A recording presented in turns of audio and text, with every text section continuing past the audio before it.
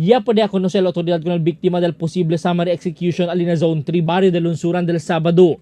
Con ella puede conocer como si Erica Jean Rosal, un education student del Zamboanga State College of Marine Sciences and Technology o Fisheries. Con ella personalmente ya puede conocer a su mga pamilya del viernes de noche na funeraria.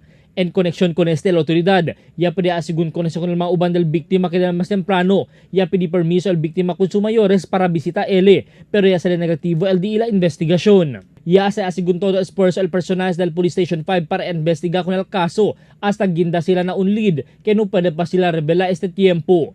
Yari itira el oficial, Chief Inspector Arlan de Lumpines, que ta-opera kanila el mga persona kung kien sila atraka para pwede resolve con el mga kaso.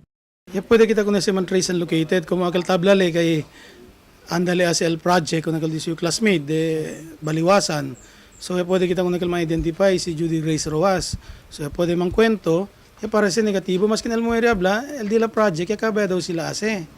And then, akal noche, no yung mang contact. Uno pa, kung akal tang kwento sa biktima na cellphone, and kung el disu na otro, na unlaw el caller, Tagalog sila speaking, mujer kung nila talama, kung pregunta si Donna May, si Ken Kelly, hablale di siya daw prima, akal si Jessa May.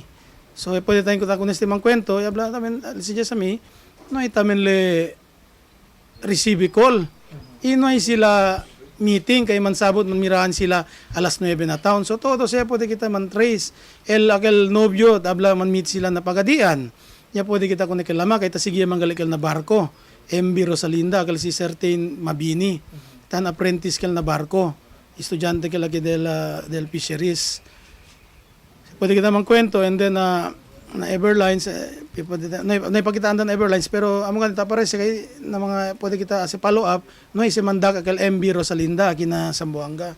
So todo el mga link naanda kita, tapos kita buskada, ita pwede kita man trace. So, el cosa kalilita habla si Erica Jean con Donna May, el cosa leta dale razon, kay man meet, hindi galigala mo todo. Pati el cosa le antex con el disu tata. Na entrevista, si de Lumpinas ya revela que ta sirvía como dating place el lugar, aliparte na lunsuran o mga lugar onde construido este bypass road por causa bien lúbrico lugar el de noche, que posible razón, si porque yagin del pobre biktima na lugar. Pwede lang ko nato na ayuda si pwede kita saka el footage del CCTV aquí na KCC Mall kay asigo niya gindali el biktima. Taapela ahora el autoridad con el mga mayores para guía environmente con el di mga anak, especialmente mga mujeres, y sabi di la actividades para evitar mga desgrasya o krimen. Albert Luna, Dateline Zamboanga.